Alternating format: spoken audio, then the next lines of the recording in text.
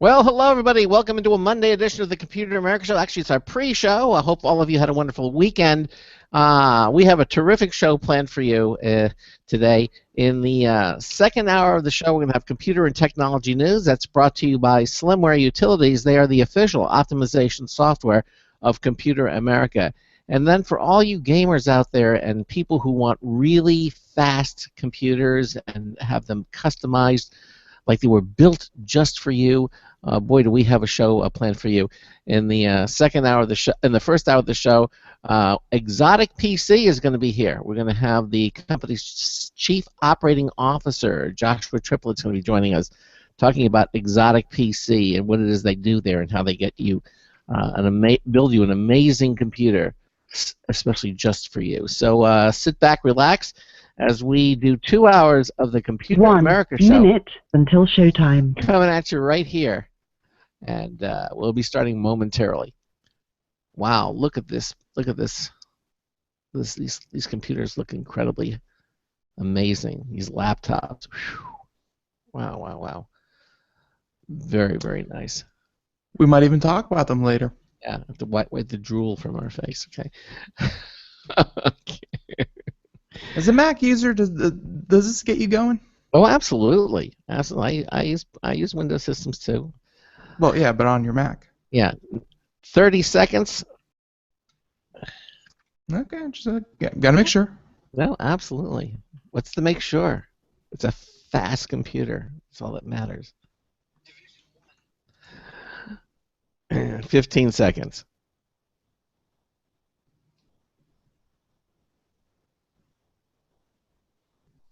Your show will go live in 5 seconds. 4, 3, 2, 1.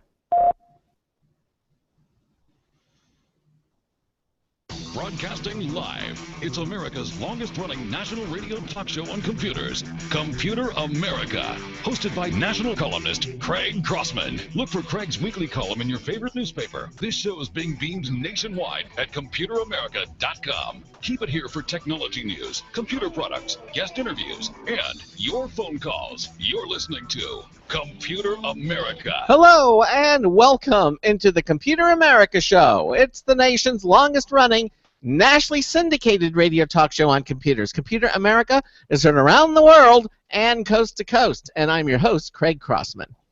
And I'm your co-host, Ben. And it's Monday! Not as much fanfare, but, you know, there's a little bit. Like Monday. Just a short There you one. go. A short burst of applause. A second burst of applause. Yes, exactly. Well, hopefully all of you had a wonderful weekend. I know the weather here in South Florida was absolutely gorgeous. I'm not sure what part of the country or the part of the world you're in, but I have to tell you that it was really, really nice here. And hopefully, I don't know, did anybody catch any good movies this weekend? I know I did not, but The Jungle Book, of course. You know, if you haven't seen that, I hear good things. I went on Netflix and I watched a new movie that just came out about a month or so called He Never Died. It was very bizarre. If you get a chance to watch it, I would highly recommend that movie. Netflix has some weird stuff. Yeah. You know, if you only stick to the main categories and and the main television shows that you've seen elsewhere, it would do you some good to kind of poke around because they get a lot of independent films that are not available anywhere. Expand your horizons is what Ben is saying. Get out there and just check out what's. I mean, obviously Batman versus Superman, great movie. I mean, see all the regular ones, but go out and do a little. There's thousands and thousands and thousands of titles that aren't the latest Fox sitcom or the latest AAA movies. So. And let me assure you that there's thousands and thousands that are really, really bad. Oh, absolutely. Oh, but there are a few gems out there, and you should certainly check them out, especially if you're subscribing to Netflix. Anyhow, as I mentioned, a terrific show planned for you. In the second hour, we're going to do computer and technology news. That's brought to you by Slimware Utilities. They're the official optimization software of Computer America. And in the first hour, for those of you who have always craved and wanted a blazingly fast computer, one that was customized to you, wouldn't that be really nice? Well, now you can have it. We're going to have XOTIC PC is going to be here on the show. We're going to have the company's chief operating officer, Joshua Triplett. will be joining us here momentarily. If you have a comment or question for him or myself or Ben, we'd love to hear from you. Give us a call at 347-884-8881. That's 347-884-8881. I'll get you on and get you through. Also, if you're a little radio shy, you don't want to go on the air, but you still have a question for me, myself or Ben or Josh, on the upper right-hand corner at any page at computeramerica.com, any page, you'll see it says Submit a Question. It's a link. Click on it. It'll take you to a question submission page where you can type in a question, hit the Submit button, Ben and I will see what you've typed immediately. The other thing that we encourage you to do is watch the show. I understand we're a radio broadcast, but we also now provide live video streaming for our listeners. It's just that simple. Go to any page at computeramerica.com, right there. You'll see on the menu bar it says Show Lounge. Click it. You'll be teleported instantaneously to our live video streaming page. You'll be joined to the show already in progress, and you'll watch myself. You can see Ben. You can see our guests. And Ben also has the amazing technology to display websites, videos, movies, links, everything in the background, so you can see as well as watch the Computer America show. It just enriches your experience of our radio broadcast. Again, anything that we do here at the show, you can find at computeramerica.com. It is the home of our radio broadcast. We invite you to be there as well. Okay, so I know we went to the dog park yesterday. That was a lot of fun too. I would recommend it. It would be better if you had dogs to kind of take to the dog park. But, yeah, Ben and I went to the dog park. We don't have any dogs, but we went to the dog park. It was really a lot of fun.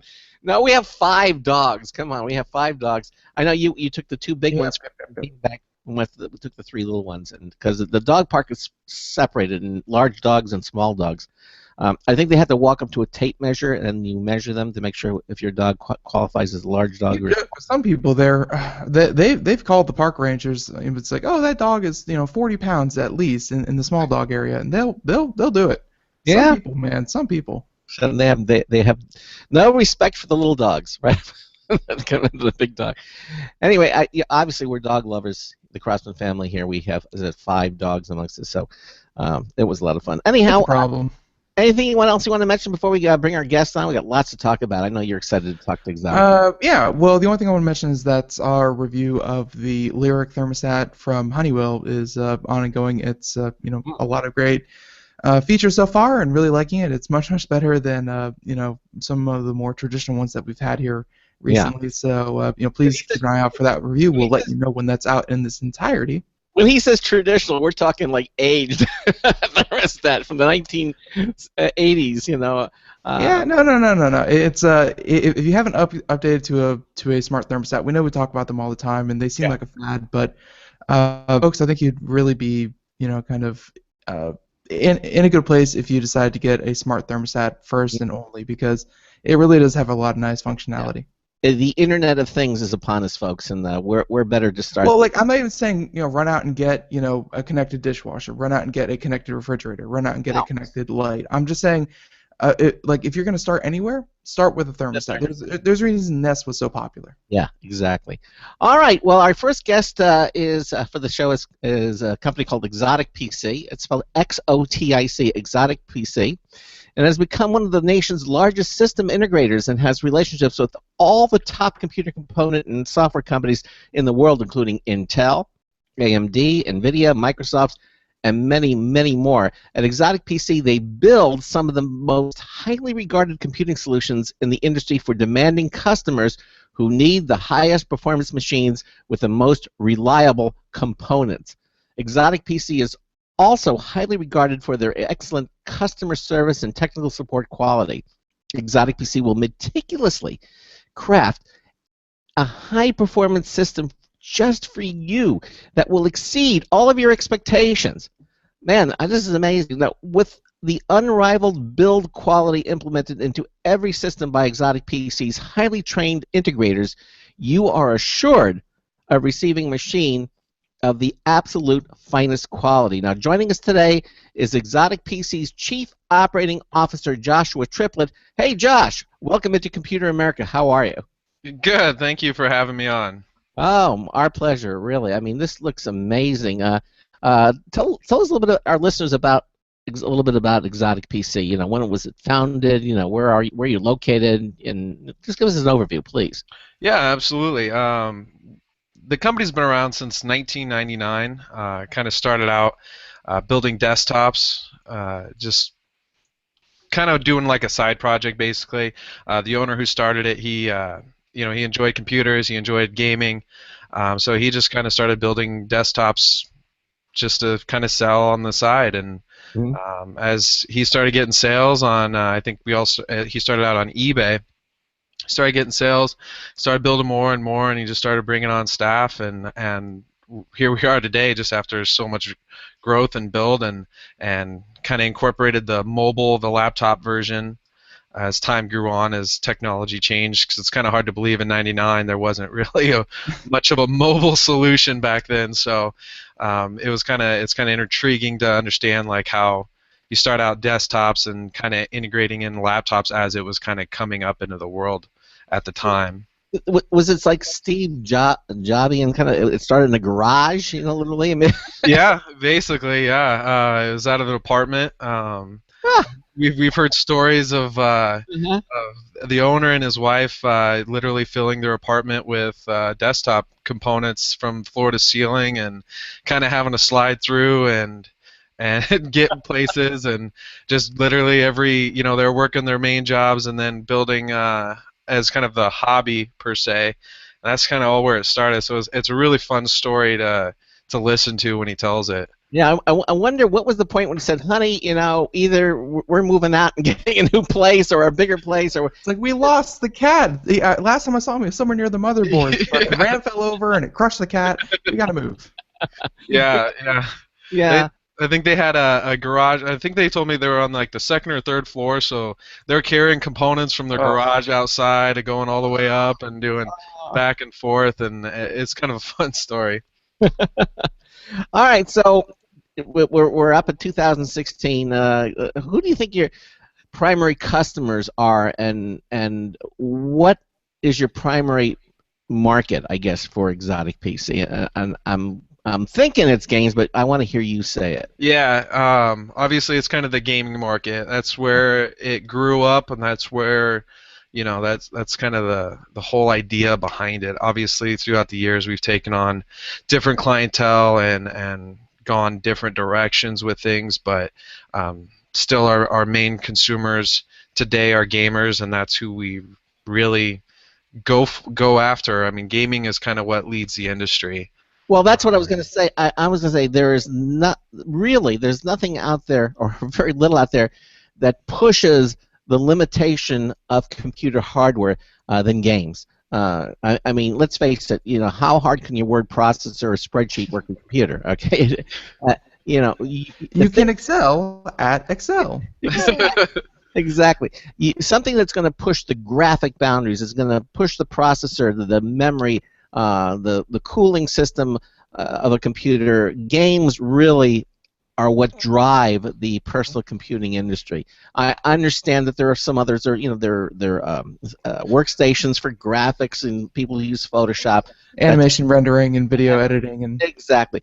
But for the most part, I think you would agree that games really is what pushes the threshold. Yeah, absolutely. I think there, like you said, there's other platforms out there with the workstations and the people trying to render and do AutoCAD and all those things. But I find kind of like the clientele, being a gamer myself, is they're probably the most impatient ones. They want the best now, so they're the ones that are really driving it. I think there's a gamer out there that's literally has the best on the market, and they're saying it's not good enough. Whatever they can do to get a better frame per second or increase their LAN or however, and get the best quality, the detail. I mean, they're the ones that want it. Right. And I actually had a question about that, because Exotic PC has obviously been in the market for a while. Games nowadays, I have friends that are still playing on 6-7-year-old crappy laptops. Games nowadays are very forgiving in that, I guess once upon a time, like if a new game came out, you probably needed a system within the past 2 or 3 years.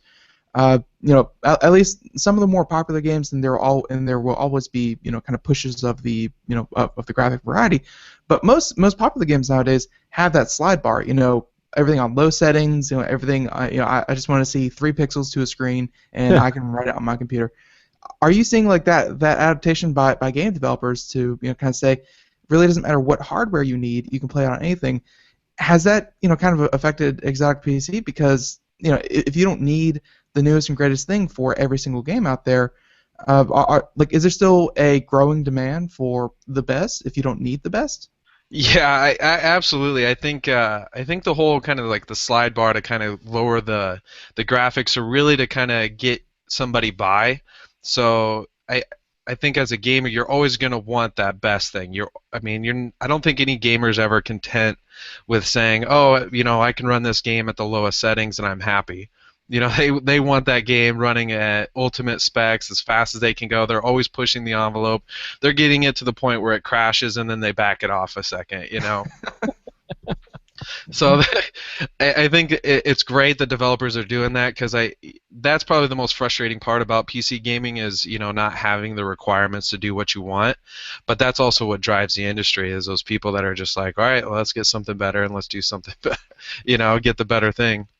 Yeah, the slide bar is definitely a double-edged sword. I mean, like, you can play it all the way low, but then you crank everything up to ultra, ultimate, whatever the highest setting is, and it's like looking at like the Great Depression inside and looking at your window and seeing like the land of plenty, and you're like, I need all of that. It's like you could play it, but I need instead of Technicolor, I need full HD.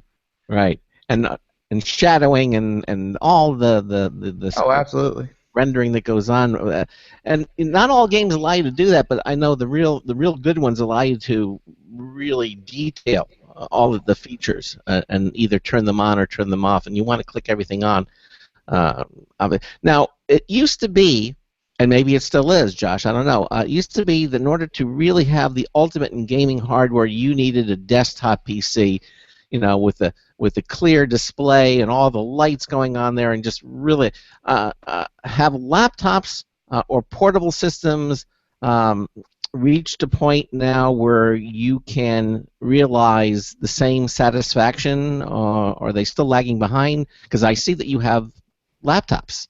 Talk a little bit about them. Yeah, absolutely. I mean, I think every day the bridge that kind of divides the laptop or this desktop is shrinking. Anymore, the laptops can do just about as everything that a desktop can. For example, I think there's laptops right now that are running desktop GPUs in them. I know MSI is offering one that's got a 4K screen. It's running a desktop graphics card. There's laptop solutions where you can get laptop or desktop CPUs in them, so that they're fully modular and you can change them out. So you're getting to the point where it's really starting to blend together, and you're not even going to be able to tell the difference. And I think, here in the near future, you're going to start seeing that shrink even farther. Really, I would think, because as laptops continue to develop, I would think that desktops that always had a leg up would be that much more ahead of laptops, because you can put 2 or 3 different graphics cards in there. Whereas with laptops, to put it literally, you have more room to work with. Yeah. I mean, with desktops, there's more room. Mm. But like laptops, like you can get dual GPUs in them now. There's laptops running dual 980 graphics cards in them. I think. And they stay cold. They stay cool. Yeah, they stay cool. Actually, I mean, they run hot, but they come with a large straw that you. Yeah, they do get a little hot for sure. But I mean, the thing is, everything's tested and everything's going that they're stable, and that's the most important part. Obviously, you got to watch it a little bit closer, and then there's things that you can do to it to help increase that cooling efficiency. You wouldn't want to put a laptop on your lap, though. I would think, because it would get really. Yeah, I don't think you'd want to be gaming with it on your lap. Cooling stands. That's what they're made for. Yeah. And I think desktops will always have the leg up too, just for simple thing that always the newest and best thing is always going to come out and it's always going to be bigger. So you're never nothing's ever going to come out and automatically be small enough to fit into a laptop. Well, now, how much time it takes for the technology to get that down to a small level is shrinking. So a desktop, technology is going to come out, and then a few months or a year later, it's going to be small enough to fit into a laptop, basically. So that part's shrinking, and I think with desktops too is also the upgradability. Laptop, it's a little bit harder to change out, upgrade throughout time. With desktop, you can, swap out components here and there, however you see fit. So, and again, the one thing that laptops have over the big desktop units is that you can take them on the go. You can, they might be luggable. I mean, some of those laptops are still pretty hefty, but still they're portable, and you can kind of take them to wherever you want. Whereas the desktop, you have it in your room, or that's it, and it's on a desk, and that's where it's pretty much going to stay. So that each form factor does have its advantage. There's no question about that, and I think that'll always be that way. I mean, desktops are always going to be for the desk. Laptops are always to have their strong point is portability, and I think that's always going to. But I guess that's the great thing about gamers is that, as a collective, like there's no one best computer with one best rig, kind of for you. It's all about what do you prefer and what do you like, and kind of what is your price point. And some gamers they absolutely love the fact that they can take their laptop and kind of either take it with them or just move it around the house all willy-nilly. Like, obviously a desktop would probably be better for them, but they love the portability of a laptop. Yeah. Josh, you said you're a gamer yourself. Out of curiosity now, obviously XOTIC, you had your system built by XOTIC PC. Do you prefer the desktop or the laptop? Just out of curiosity, personal preference. Personally, I prefer the laptop just because it kind of serves a dual function. So I use my laptop for work, and then I also use it to game on. So that's the beauty part because you have all that power, so it's just great also to work with, and then you can take it home, and then you can keep gaming on it, and you can game wherever you want. I can play upstairs on my TV, or I can go downstairs and play on my TV downstairs. I don't have to sit at a desk, or I can sit on my couch upstairs or downstairs wherever I want. You must have the fastest spreadsheets in the industry, then. Yeah. Okay, so now there are other companies that will, build a system for you. And why don't you speak a little bit of what makes XOTIC PC kind of unique and different from other boutique system builders or large mass-marketed PC vendors? Yeah, a big thing is just the customizations and the options that we offer. Again, from both the desktop side and the mobile side, because we understand that there's two different places for each. I mean, some people might want a gaming desktop and a gaming laptop, and we try to offer every kind of possible solution that a person may want. We really try to lead the industry with the amount of things that we can do because, as you said, gamers are unique, so everybody wants their own unique system. So we really try to get into what makes yours different, from hardware to software to cosmetics, just to make it your own. And that's going to be very important. Do you want flashing lights in there? What color lights do you want? Or do you want like an automobile paint job on the I mean, literally, we're not kidding. I mean, you can really actually do this. Tell me a little bit about your system integrators itself. I mean, are the people that are doing this, are they themselves gamers, or they're really into this? When you look to hire someone to work for XOTIC PC, what are you looking for? Well, yeah, we want somebody that loves the industry on some level, whether it's gaming, whether it's PCs.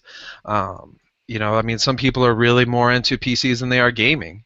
Mm-hmm. They like building them, they like doing things with them, but they may be a gamer, but they're way more into PCs, or there might be people that are just into gaming, mm-hmm. that are a console gamer. They're necessarily into the PC market. That's teachable.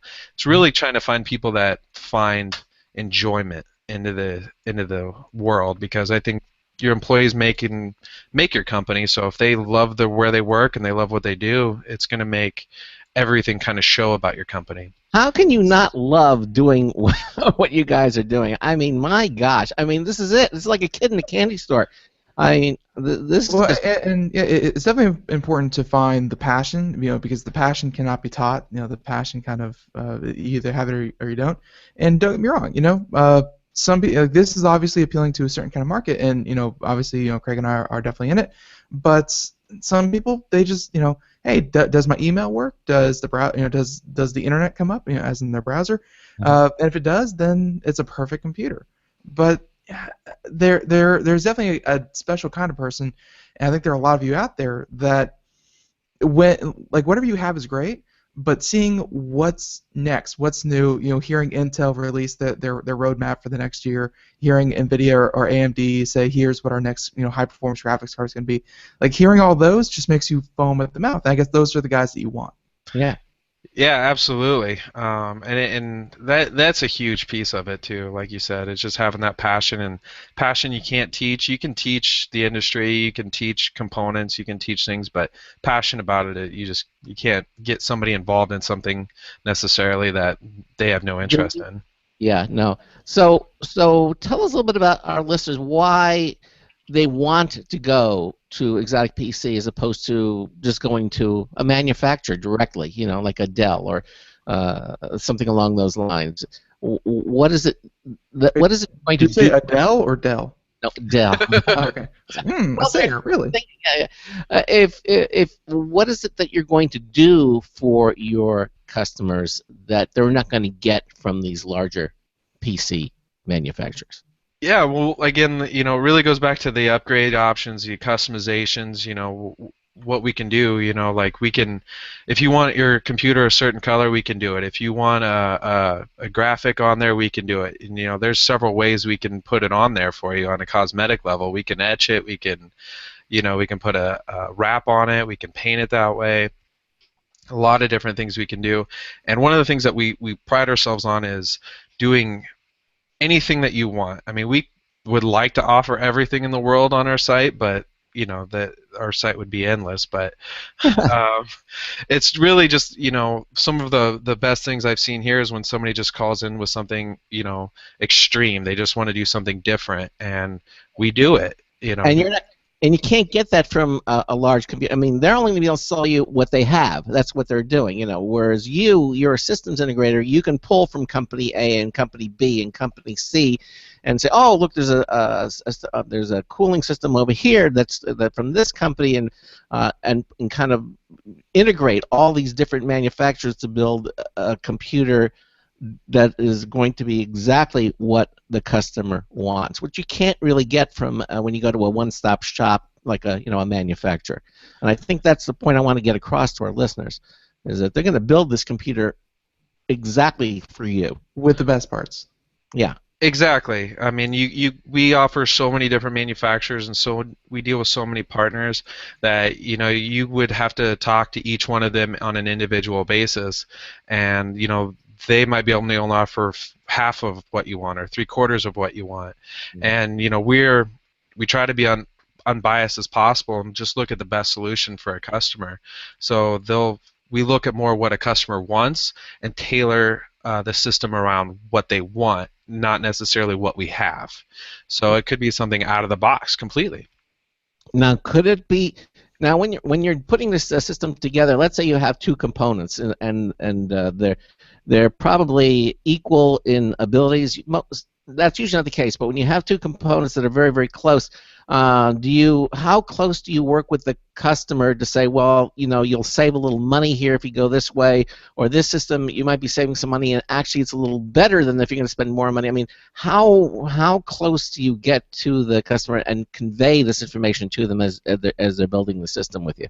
Oh, we'll detail it down as much as we can. So if we're talking with a customer about a system, and let's say they give us their specifications for what they want, and we'll go through it and say, okay, well, this is your price point, and we'll say if you want this, and we'll try to get this, and we're talking about, all right, this will give you a little bit less performance, but we can pick it up in this area, and really just, go back and forth with them on brands, on different components, kind of swapping. We'll drop your motherboard a tier so we can get your GPU where you want it. Wow. Just back and forth, we'll do that. And sometimes, we'll go out of the box and look at stuff that we don't even offer. Whether it's a different manufacturer, somebody that we've never really sold on our site yet, and just to get something that'll work for the customer. So you'll take customer suggestions. You'll say, hey, what about company ZYX or something, and you'll go, well, we have never dealt with them, but let's take a look at it, that type of thing. So you're going to work with them almost hand in hand to build them this system. Typically, how long does it take to put together a system for a customer? How much time should they invest, or do you invest with them to putting something like this together? Yeah, it all varies really. If you're looking at a full desktop build, it's typically around from once you order place to somewhere around 2 weeks. It can go longer depending on, because one of the things that we do is we stress test everything. So especially when you're dealing with so many components, like say in a desktop, we'll go back and forth and swap out components to make sure that we have the best possible solution. So if something's not testing 100%, then we have to swap it out.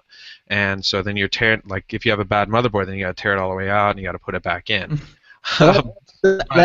That's another thing that you're doing. You actually build the system and then put it through all this additional testing, which is another terrific thing that you're going to get from a systems integrator like XOTIC PC.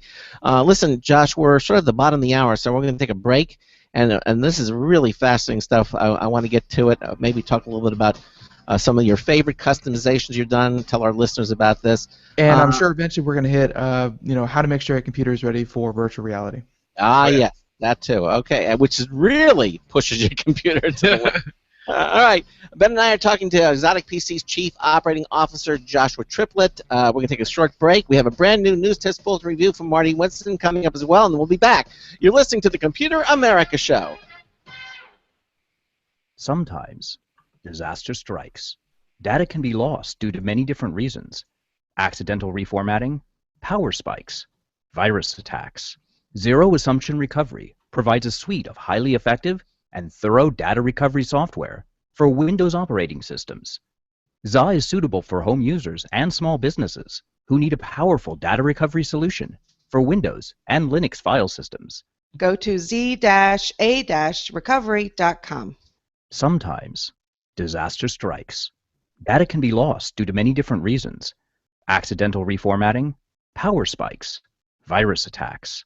Zero Assumption Recovery provides a suite of highly effective and thorough data recovery software for Windows operating systems.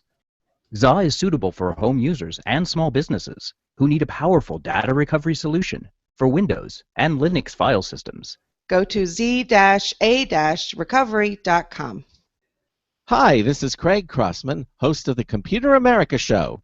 Long before Vistaprint asked me to tell you about them, my wife and I have been using Vistaprint for years, making business cards, having the Computer America logo placed on the polo shirts we use at conventions like CES, even printing a business card for our personal lives with our home address and phone number. In fact, Vistaprint offers tons of custom products for home and office needs, and Vistaprint absolutely guarantees you'll love their products every time, or they will make it right. In fact, they'll give you 500 business cards for just $9.99 when you enter my promo code Craig at checkout.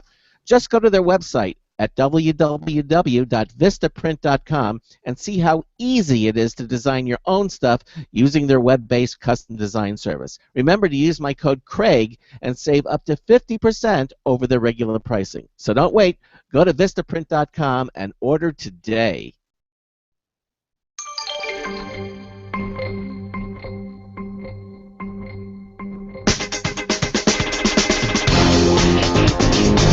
No, slag rules were not made for playgrounds. Hi, Marty Winston with the News Tips Bulletin Review for Computer America. This time, the Arctic Cove Mister. When it's hot out and you're committed to stay out, whether for work or for play, how much would it make your day to more or less turn a Home Depot bucket into an air conditioner? That's pretty much what an Arctic Cove 18-volt bucket-top misting fan can do. It can use a Ryobi One Plus or Arctic Cove 18-volt lithium battery to power a 2-speed fan and a 2-speed pump. The battery it comes with is rated for up to 3.5 hours per charge. The pump goes through 1.3 gallons per minute in low, 1.8 in high. The water can come either by dropping its filtered feed hose into that bucket of clean water or by connecting a second feed line to a garden hose. Bottom line, when the weather gets hot and you'd rather you're not, the Arctic Cove 18-volt bucket-top misting fan gives you cooling on demand. Marty Winston, News Tips Bulletin for Computer America. Do not install the misting fan as a cooling solution for your computer, I assume. So, that was a brand new Marty Winston News Tip Bulletin Review. And yeah, we get 2 new ones every week. Yep. I don't even know how he has time to review this many products. But he does. I know, and trust me, he does. We've met him out at CES. He definitely does all of his own work, so it's very, very cool. And again, thank you for those. So here in the first hour, we're here with Josh Triplett, and he is the Chief Operating Officer of XOTIC PC. And yeah, on the other side of the break, we were just talking about all the different ways to customize a computer, and I think we were just about to get into what are some of your favorite customizations? Because I know that gamers, they're an odd bunch, and when they want to put their mark on something, they go big. So I don't know if you have some in mind that were perhaps your favorite. Yeah, I think. Probably one of my favorites was when we had a customer wanted to. I don't know if you were familiar with the Murder Box. It's a system that is basically that was modded, and a customer wanted us to recreate that as best we could. So we went through and we ended up doing some copper piping, water-cooled system. Copper piping? Oh Yep. my gosh. Okay. Yeah. I think this might be it. If you're watching the video portion of the show, although all I'm seeing is like here's $1 million PC and stuff like that, but it's all this black and gold tan looking thing, right?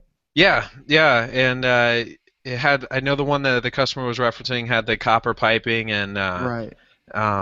So we went through that, and we had done some acrylic cooling, and so copper was kind of a weird one, and so we attempted that, and we told the customer we would do it, and he wanted it chrome plated, and he wanted the whole that whole look with the plexi bottom and the lighting a certain way, and we spent a lot of time with the individual to make sure that we got it right, and had to. I mean, we tested so many different things to make sure we got the look just right, and bending the copper, like getting that whole process down was. I'm sorry, but I have to ask this: how much did this guy spend on this computer? Holy mackerel! Yeah, it was quite a bit. I can't remember. It was a couple years ago, I think, when he did it, but it was in the thousands. I think it was sort of 5, 6. He probably had to cover the tab to send one of the interns to welding school to learn how to do that. Yeah, it was pretty unique, and it was really fun just to kind of see how that whole process worked, and researching it and figuring out how to get this copper to work, and since then we actually, because of that build, we actually refined the process, and we actually offer it on our website now for customers. So it's actually an option you can choose on your desktop to put copper cooling in there. So you took the unique situation, you took it and you learned from it, and now you offer it to other customers, which is just very, very slick. Really. Yeah. And one more recent, I think a customer wanted his laptop. He wanted it a chameleon paint color. It was a color changing paint, and it kind of transverse from like a blue to a purple in different lighting. Oh, so, iridescent kind of. Yeah. like I know they make that for car paint. Like, did you use the car paint? Yeah, every paint job that we do, we use an automotive quality paint. Look at I love it. So it's kind of funny because one of our painters we actually hired did cars for a living. So when we brought him over, he had to learn all the PCs and stuff. But we buy all our paint from basically a car paint dealer. So we're the only PC company buying from a car paint dealer. So it's why reinvent the wheel? It makes perfect sense. I mean, the car finishes are already done it. They've got all the testing, out in the rain, the weather, so you have the formulations already done. So it makes perfect sense to use automotive paint. On what was it? I read Ferrari actually did something with theirs. They used their paint they made a Ferrari edition of their computer. I remember they were all using automotive paint. Makes perfect sense. Does that give the computer case like what kind of feel? Does it feel like you're holding like a Fender instead of a computer? No, absolutely not. I mean, it's still showcasing like the computer chassis itself. So I mean, really, it's all depending on. I mean, you get that glossy kind of touch to it, I guess, just from the clear coat over the paint. But other than that, you still feel the material underneath. Just use a little turtle wax, and you're all set with your computer. Yeah. Yep. That's it. All right. So, I mean, I would love to hear some more of these, but let me just ask: if somebody, let's say, calls you up, says they want a high-performance PC, what are some of the modifications you may offer to your clients to enhance the performance compared to, let's say, out-of-the-box or stock systems? Where do you? I mean, there's so many potential bottlenecks to overcome. Where do you begin? Where do you start? Yeah, I mean, really, you're looking at the performance and what the customer is looking at for performance. So, depending on the system, if they're looking for these certain types of performance metrics, you got to provide a different kind of solution to get it there. So some of the stuff that we do is CPU overclocking. Now I know the mobile and desktops both you have that option to overclock the CPU. Usually when you get into that, then you need to look at more cooling options. Mm-hmm. So whether that's a closed loop cooler or a custom loop cooler for the desktop, or looking at different thermal paste and copper cooling solutions for the mobile. And then same thing with GPU. We overclock the GPUs as well. Mm-hmm. And again, when you're doing that, you're looking at a more advanced cooling system for that. Then we get into kind of some software stuff as well. So we get into optimizing your operating system to ensure it's it's not overusing the performance of your system. So you're using exactly what you need to, and not over, because operating systems, how they can just kind of take over a system if you let it. Yep. So it's kind of keeping those down to a minimum. Geez, there's just a ton out there. Yeah, I know, and we don't have there's not enough time, but I want our listeners to at least know that they're on the right track when they come to you, and you have to start somewhere. And I was just kind of curious some of the things that you might recommend. Look, with how fast computer hardware improves and changes, improvements and changes that are coming out. Josh, why don't you speak a little bit about some of the new exciting technologies that you've seen, and also speak a little bit about how XOTIC PC stays ahead of the curve. Well, one of the things is the best thing that you can do to kind of make sure that you're ready for changes or anything like that is to kind of maximize what you can. So getting the best level of performance, whether it's your GPU or CPU, right out of the box, is whatever you can afford at that time, because that's really what's going to help you the best going down the road. Mm-hmm. But then there are some options where as a customer, they can upgrade their system. So we always offer a lifetime upgrade platinum warranty. So at any point in time, if a customer wants to upgrade, certain laptops, we can upgrade GPUs and CPUs down in the future. So if a new software comes out, you send it back in, and then they pay for the components, and we upgrade it to what they want. And then desktop, you can just do about anything on a desktop. Right. That's one of the advantages of the desktop, because if a particular component is starting to show its age, you can get the newest, latest thing, and You just open it up, take a hammer to it, and you're good to go. If it doesn't fit, make it fit. Yeah. See, one of the things that I've always said, and Ben will agree with me, that one of the things that I say to people is that when you're getting ready to buy a computer, spend as much as your wallet can stand, because what you're doing is you're staving off obsolescence. Your hardware is going to last longer if you buy something that is, just coming out of the art, as opposed to something that's been out for a while and is starting to show its age, because something newer is going to come out, and then what do you do with the older one? So what advice would you give our listeners to make sure that they buy or build a system sort of like with an eye toward ensuring it will serve them well for the foreseeable future? Yeah, big thing is trying to understand what you're actually using it for. Some people may only have one idea in mind when they're looking for a computer, and not understanding that they may be using it for something down the road in a more advanced feature.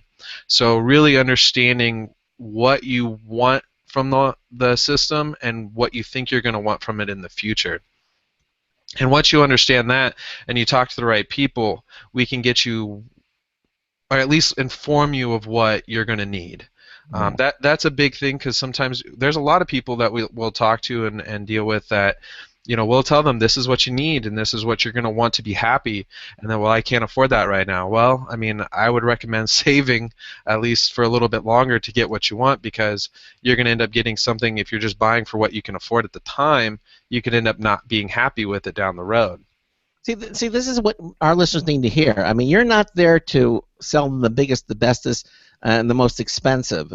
You're there to sort of as a partner with them, to make them understand what it is that they're buying and what they can do to get the best for them. And if something they're looking at you feel is starting to age a little bit, you're going to let them know. Say, look, save your money or wait a little while, or when you can, because XYZ is coming around the corner. You're going to this is what you're going to want based upon what it is that you want to do. I mean, you have heart-to-heart conversations with your clients, letting them know these things, and that's I mean, it's like going to a doctor, really.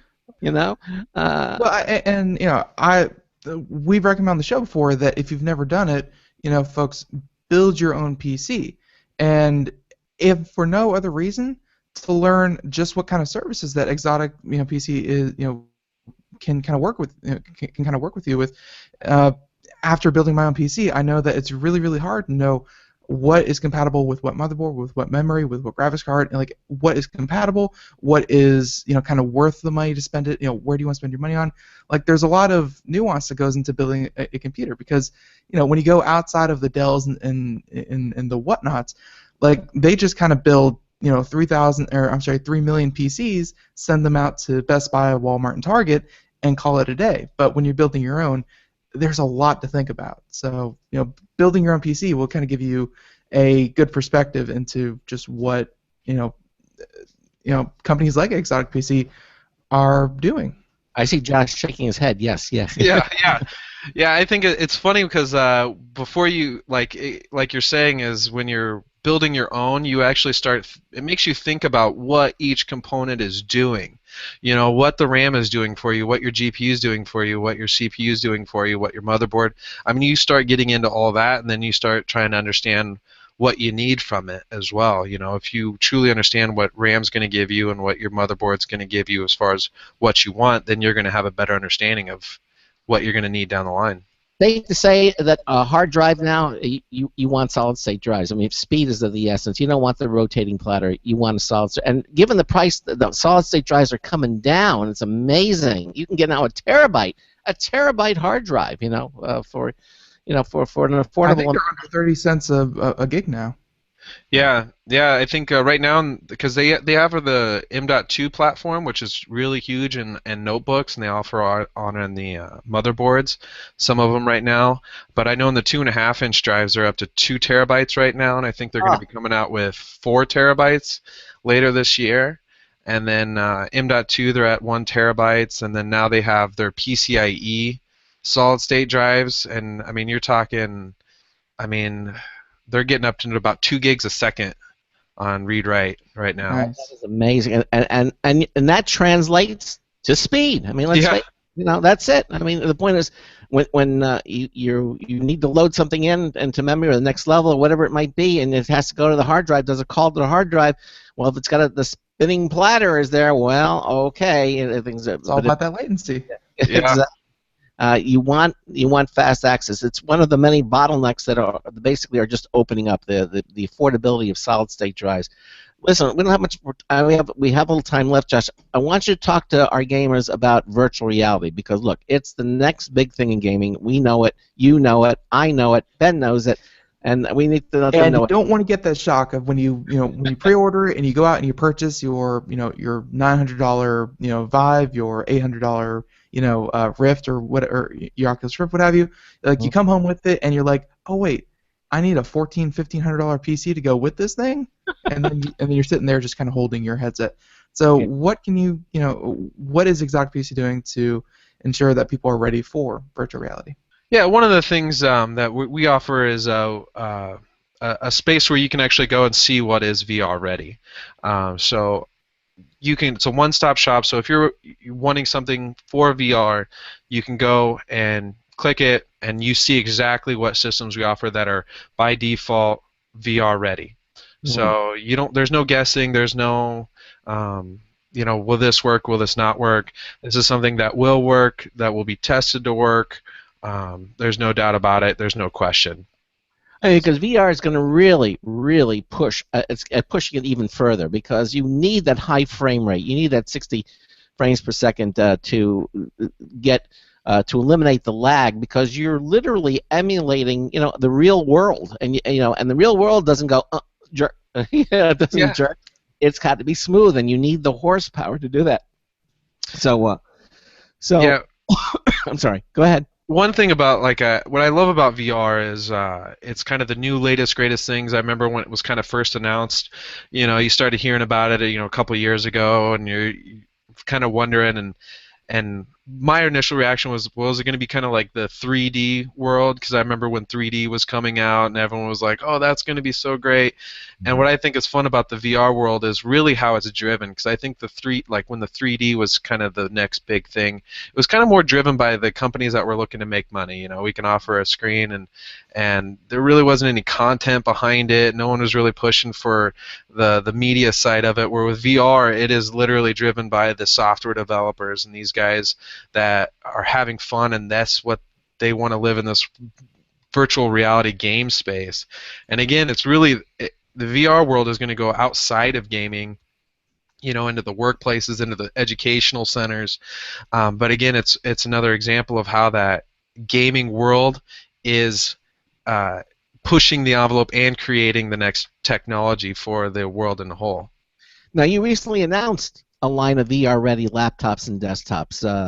How do you is there something like a little VR logo on there? How do you certify that the laptop or desktop is VR ready? How do you do that? Yeah, I mean like our desktops, they'll say they're VR ready right in the title, and then our laptops have the XVR logo. All right. And then it's pretty simple. I mean, it's crazy to think that there's still laptops that are able to push this kind of content, but they're out there. But I mean, like you said, there's a price tag. And here's another example too with how you're saying the difference between laptops and desktops. You can get a desktop VR ready for around $1,400, where a laptop you're going to be starting at around $3,000. So about half the price. Wow. Yeah. That kind of takes your breath away, but yeah. Yeah. Well, I mean, if you get the laptop and assuming the battery's strong enough, VR might be portable. Yeah. Yeah. Yeah. You won't be able to You won't be able to take it around with the Vibe. Right. But the Oculus, that'd be pretty interesting, and I think it's really going to change just how the home entertainment really values. Where people are watching TV, I think you're going to start getting into this VR kind of entertainment on movie nights and stuff like that. Yeah, we've done a lot of stories about virtual reality and what it's going to mean for the average consumer, and it's more than just cheesy games that are going to scare you or just kind of watching a television show in a large screen. Like it's going to be an entirely different platform.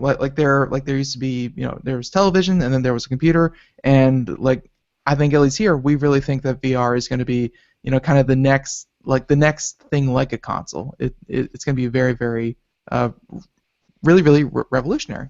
Yeah, I think in the future it's just going to be as commonplace in a house as a TV or a computer as as a whole. Mm-hmm.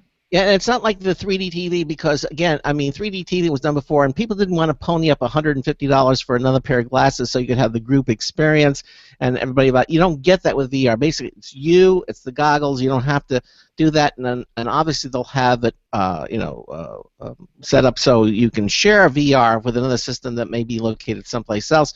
They're not going to have the problems that they had with 3D TV. Just basically. I don't know if that 3D TV is ever going to get here. I mean, because I think they stopped selling them. Yeah, for the most part, and the content is just not there. But virtual reality, I think it's going to be the next big thing in gaming, and it's just we're on the cusp. We're on the beginning. We're witnessing the beginning of something that's going to be really amazing. We got a couple more minutes here. Talk about some of the commonplace challenges that Exotic PC faces day to day. What are some of the challenges that are kind of unique to Exotic PC? Well, one thing I don't think I mentioned before, but we're based out of Nebraska, so we're kind of like right in the. I'm so sorry. We're right in the middle of the country, and we're not really known for the Silicon Valley. The tech geeks. So sometimes doesn't leap to mind when you think high tech. Okay. No. The population isn't. I mean, we're not streaming from a population from the San Jose, the LAs or the New Yorks or anything like that. Our largest city here is about 600,000. Wow. So I mean, the population isn't there, so sometimes finding people that do have that passion and do understand the industry is a little difficult.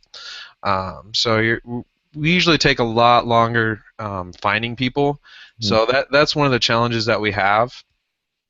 And also just kind of dealing with some of the vendors sometimes of a challenge, just because not a lot of people are like, well, I'm going to take a trip to Nebraska to visit Exotic PC. They really want to come visit us if they're coming out here. So Ben was talking about going to Nebraska. Now I understand why. Yeah, there was a farm festival, and I was like, oh, yeah. Couldn't figure it out. Now it all becomes quite apparent.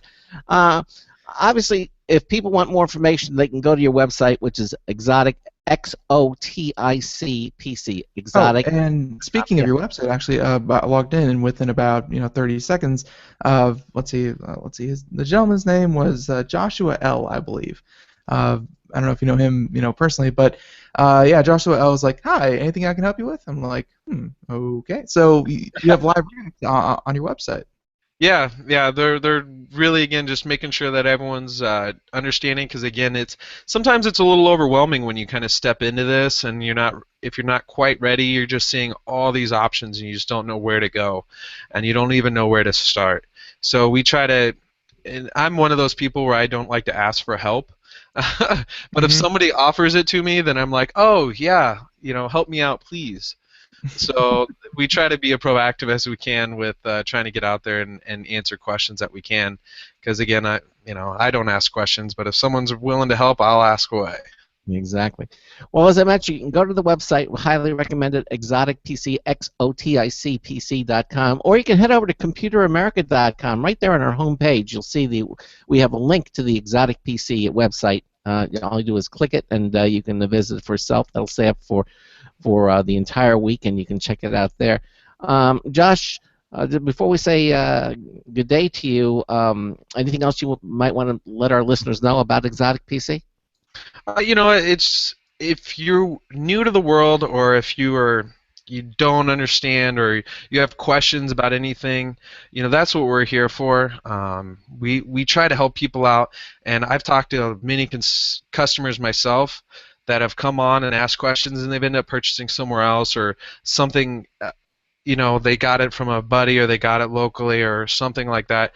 That's all that matters to me, and I think to a lot of people here, is that you're getting what you want. So we love to answer questions. I mean, we kind of live in this industry, so talking about it is even more fun for us. So yeah, I can understand why. It's fun for us too. yeah. So if you got questions or you're scared or there's anything, I mean, we love to talk about it and get people. I mean, giving people help in this world is like the most best thing I think you can find. And if you know the industry at all, I mean, when people know something about technology, they love to share it. So. Yeah, there's no hesitation. I know it's when you're getting into the world, if you've never done it before, it can be overwhelming. So, by all means, I ask people to just come and check us out and have questions. There's no pressure. We don't pressure people to buy. We're not a cheesy car salesman. No. We've actually had to we've had to have some conversation with people that start doing that, and they just sometimes most of the time they don't work out because they can't turn that salesman off. So we're like, okay, you know, we're not that way. We just want to help. So. No, that makes perfect sense. And give an idea. People can spend just average. What do you think average they're going to spend when they come to Exotic PC? What do you think they're looking at? On average, I'd say our average typical order is around $1,500. But you can get a starting gaming machine around $800. Will get you by, depending on what you're doing. And then you can go as high as $8-9 grand. But the average order is around $1,500. Okay, that sounds fair enough. That's what I would expect someone to spend for a really cool state-of-the-art computer. And again, I highly recommend that you go to Exotic PC, check it out for yourself.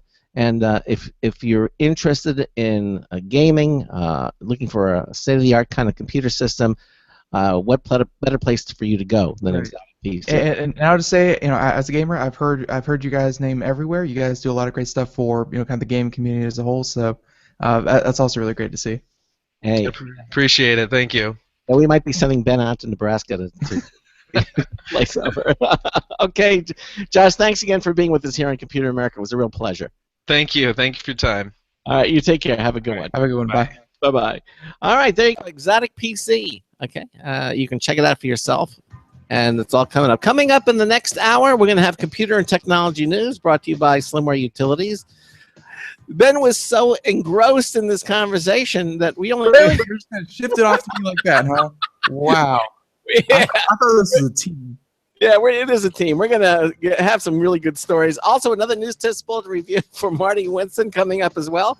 Stay tuned for another hour of the Computer America Show. We'll be right back. Broadcasting live. It's the only national radio talk show on computers to air every weeknight. Computer America. Hosted by national columnist Craig Crossman. The first hour's behind us, but there's still more of tech news, tech talk, and your phone calls. We're being beamed nationwide at ComputerAmerica.com. You got computer problems? Bring them on. You're listening to Computer America. Computers run the world, and we run computers. Call us or send us an email to live@computeramerica.com. Hello and welcome into hour 2 of the nation's longest running, nationally syndicated radio talk show on computers. This is the Computer America Show, and I'm your host, Craig Crossman. And I'm your co-host, Ben.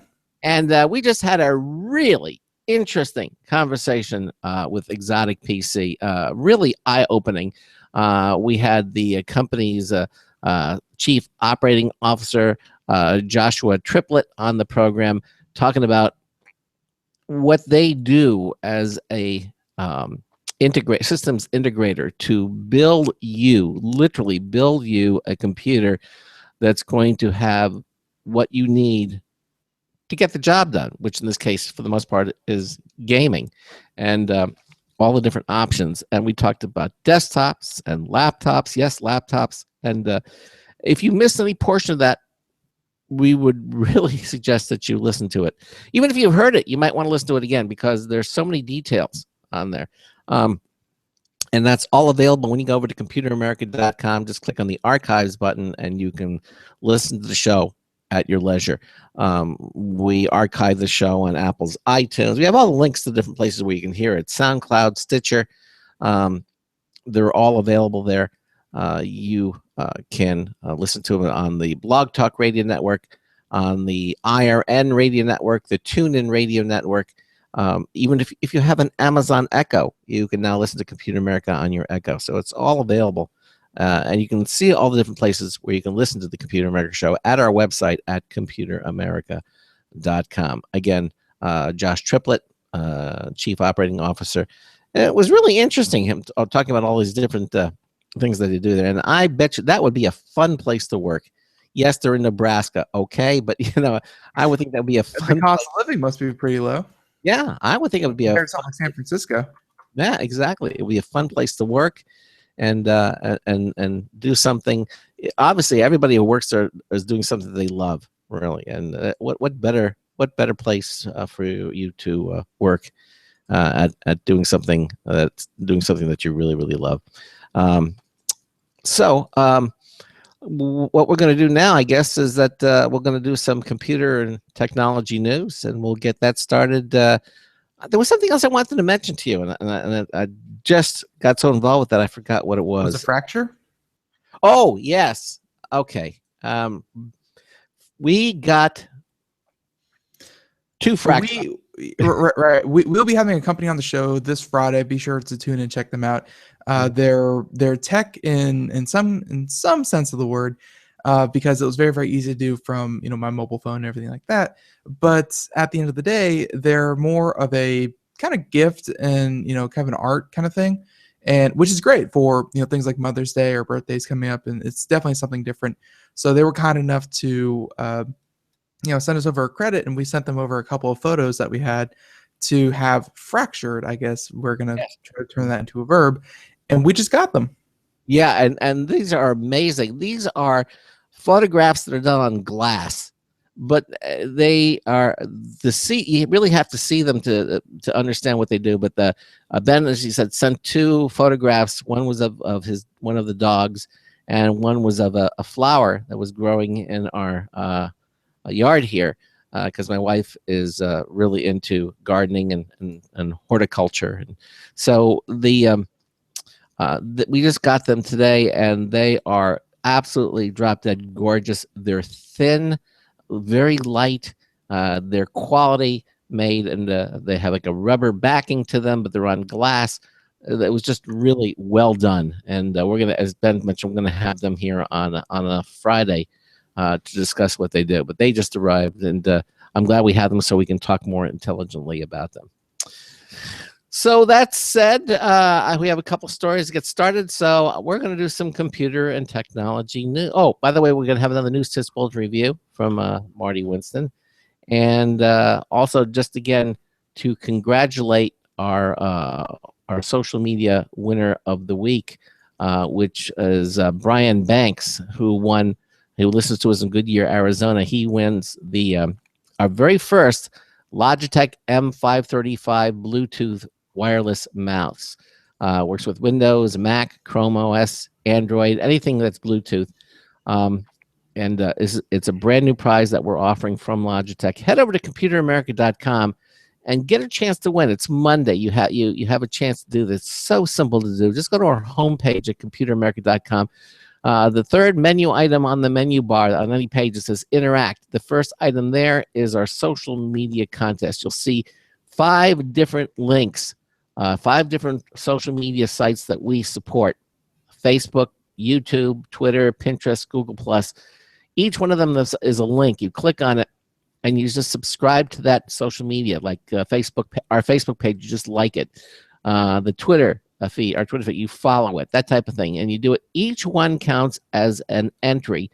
And so if you've done 2 of them, you'll have 2 entries every single week from then on. You do 3, you'll have 3 entries every single week from then on. You just do it once, and it'll put you into our drawing. And every Friday in the second hour, we draw from that list of names a winning name to win that Logitech M535 Bluetooth wireless mouse valued at $40. And we're going to give one away this Friday. We'd love to have you in it. So head over to computeramerica.com, get your entry in today. Okie doke. So I think that's said. I think let's get started on our computer news. All right. Today's computer and technology news is brought to you by Slimware Utilities, the official optimization software of Computer America. You can visit them at slimwareutilities.com to clean, speed up, and optimize your Windows system. Check them out. Head over to slimwareutilities.com. Check them all out. Download them all. You're going to be very happy that you did. It's going to make your life so much easier on your Windows system. You'll thank us for it, really. slimwareutilities.com. All right, and I'll take the first story here real quick. And this one is coming out of TechHive. For anyone who does not know the backstory of TechHive, we used to have one of the editors of PC World here with us on the show for quite a number of months. And it was always fun talking with him about news stories and stuff like that for PC. But PC World and Mac World, two sides of the same coin, decided to make a joint venture for everything that wasn't strictly PC or Mac, and they started TechHive. And that rep kind of moved over to TechHive. So if you haven't heard of TechHive, but you've heard of PC World or Mac World, same people, just better variety. In my opinion, it's not strictly PC and it's not strictly Mac. So, so TechHive, and this is coming from Jared Newman. Verizon's long-awaited internet-infused TV overhaul could happen this year. This year, 2016. Right. So Verizon's acquisition of OnQ TV from Intel back in 2013 could finally bear fruit in 2016. So. Yeah, they're saying that Verizon is reportedly preparing a new TV service this year, one that is different from Fios. Fios being their traditional, very, very high speed, and you can get like cable packages through Fios. So the service includes a new set-top box and overhauled interface that won't look at all like Fios TV. That in quotes, saying that it may mix traditional channels with streaming services such as Netflix. That's the dream. All of the content that you can possibly get on the internet mixed with traditional cable in one place. Why aren't more companies doing this? Regardless. So beyond the new interface, Verizon's service would also swap the underlying video delivery technology for an IP-based solution. So, and they're saying that while QAM constantly sends all channels over the pipeline, IP-based only sends those that the subscriber requests. So obviously, kind of keeping the bandwidth usage of your television to a minimum. The switch to IP would bring several advantages, including cost saving for Verizon and more bandwidth for faster internet service. It could also allow Verizon to provide TV service on the cheaper set-top box hardware or to forego its own boxes in favor of a third-party device such as Roku. So it has a lot of benefits for Verizon because they don't have to pay to maintain all those set-top boxes. They don't have to pay to maintain all those cable lines. Really, if you can have everything delivered over one pipe, which is your internet, that obviously could be a huge cost saver for Verizon. Okay. They're saying that Verizon has been planning a switch to the IP-based TV ever since the telco acquired Intel's OnQ TV technology in 2014. It was OnQ was supposed to reimagine the pay TV experience with a mix of hardware, user-friendly software, and convenient access to over any device with an internet connection. But content providers weren't on board, so they kind of just swallowed the cost. And now Verizon has filings with the FCC saying that they mentioned the OnQ service, and they're hoping to bring the technology to their customers. So Verizon, for all the flack that they get, they are obviously trying to innovate and they're trying different things. And even though this may just be a cost-saving measure on their part, hopefully some of that cost saving trickles down to the customer, and hopefully the customer gets out of all this more content, faster internet, and just all around a better experience. So look for that in the coming year.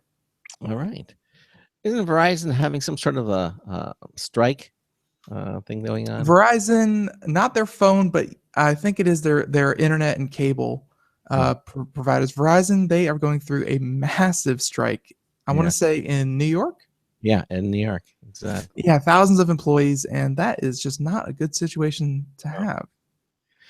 All right. Well, Ben and I continue to do computer and technology news. Again, from TechHive, This story is Amazon taking aim at Netflix with a standalone Prime Video monthly subscription. So basically, Amazon is getting serious about rivaling Netflix. Okay, and this is from Ian Paul. And he starts by saying that another challenger is stepping into the streaming video subscription market to challenge Netflix. Amazon announced late yesterday on a Sunday that it would uncouple Prime Video, which is the site's streaming service, from an annual $99 Prime Video membership. They're going to uncouple it from that. So basically, Amazon customers can now subscribe to Prime Video for $8.99 a month. Wow, that sounds familiar. In the U.S. Actually, fun fact about Netflix, I think they just sent out a notice saying that they are increasing the bottom tier, just strictly streaming internet. Like it used to be $7.99 a month. I think they're increasing that to $9.99 a month. Okay. So that will be going into effect, and like it will affect everyone. So everyone's getting like a $2 price hike. If you didn't know that, or if $2 is going to blow your budget, you might want to make sure that hasn't happened to you, and you can, kind of cancel in due time. Okay. Well, Amazon also announced that a new $10.99 monthly option for a full Prime membership. Okay. So that, in other words, so instead of $99 a year, you can do $10.99 a month.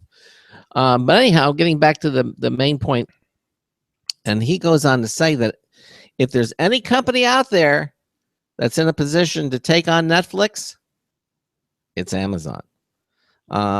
Similar to its streaming rival, Amazon has invested heavily in original programming with critically acclaimed original series such as Mozart in the Jungle, The Man in the High Castle, and Transparent. These are all unique original series.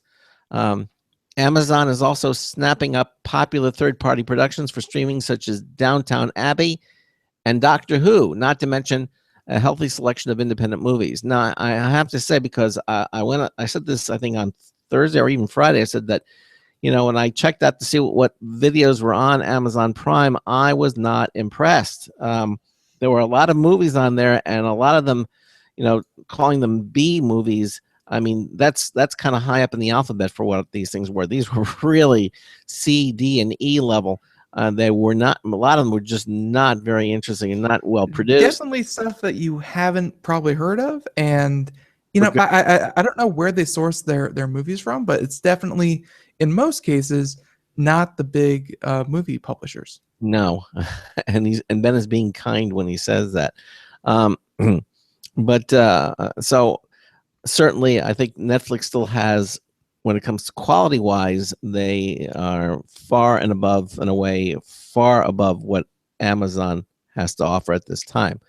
That could change, though. Hey, but right now it says. Now he says on top of that, Amazon also has a deal with Epix to bring that network's top-tier movie catalog to Prime Video. Well, see, that would help. There are some good things on Epix. That would give Amazon an arguably stronger movie streaming catalog than Netflix. Arguably is the key word there. Arguably. I don't know if it would, but it certainly would be. Well, obviously, you're trying to argue with the article about how arguably it is arguable. Yes. Now, he says Netflix obviously rose to popularity in part thanks to movie catalog deals struck with Starz back in 2008. Followed by Epix in 2010. Well, Netflix opted to terminate the arrangement with Epix in August of 2015, and Amazon decided to pick that up, and they've had a deal with Epix since 2012. So while Amazon will be able to take on Netflix in the U.S., Amazon will also need to think about the rest of the world to truly match Netflix. Once limited to a few countries, Netflix is focused on creating a global TV network. Now, if you take a quick look at the company's coverage map, it shows it's serious. Netflix is available pretty much everywhere, with the exception of troubled hotspots where the U.S. government forbids economic activity, including North Korea, Syria, and Crimea. China is also a Netflix-free zone, so you can't do it in China either. but Cuba is in there. Okay. I guess it must be to the recent agreements that they had. Now, Amazon is also getting more aggressive about its regular Prime membership with a new monthly payment option. For $10.99 per month, Amazon shoppers can get pretty much the same deal on a monthly basis as members who pay $99 a year. The only difference between the two plans is that paying for a full year up front is cheaper than paying month to month for 12 months. It's about $10, $20 more.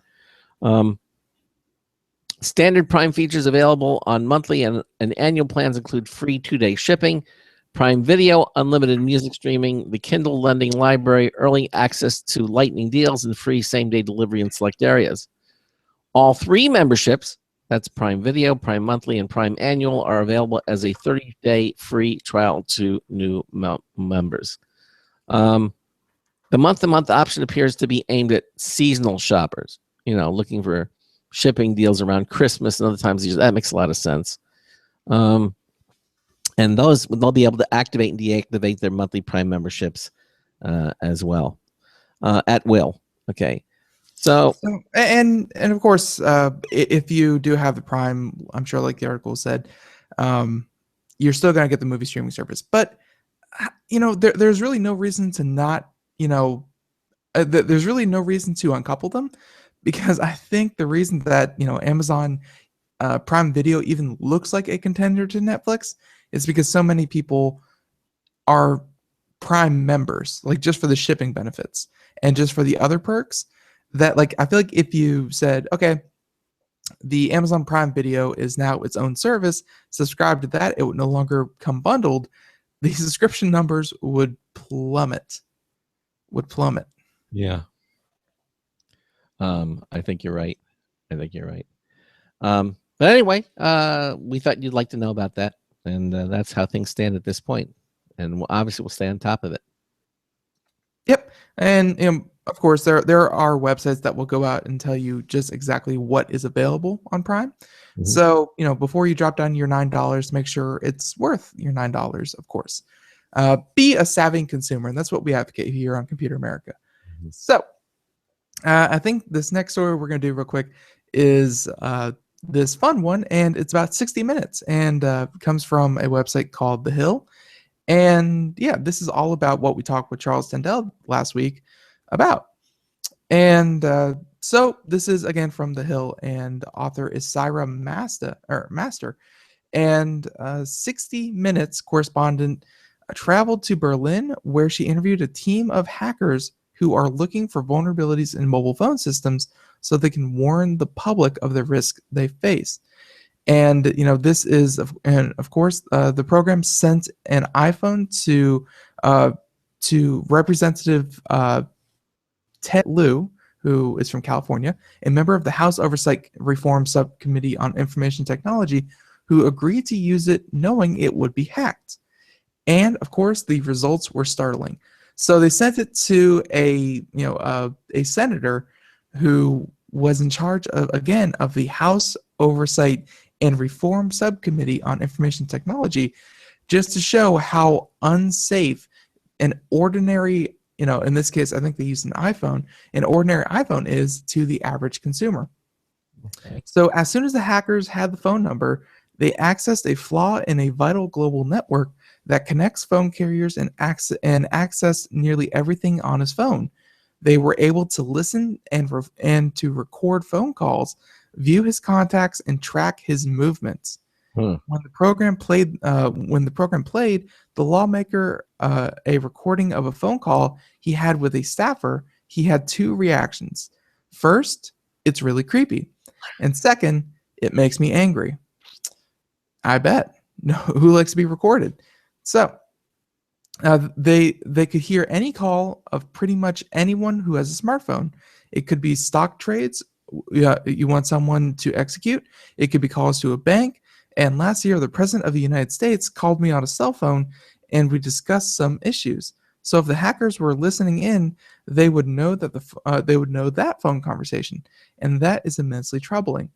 So yeah, and again, this is on 60 Minutes. I'm sure that they have the clip associated with it, but here's a quote here from the hackers saying that, but our goal was to show what's possible, so that people can really understand if we don't address security issues, the state of the world we would be in.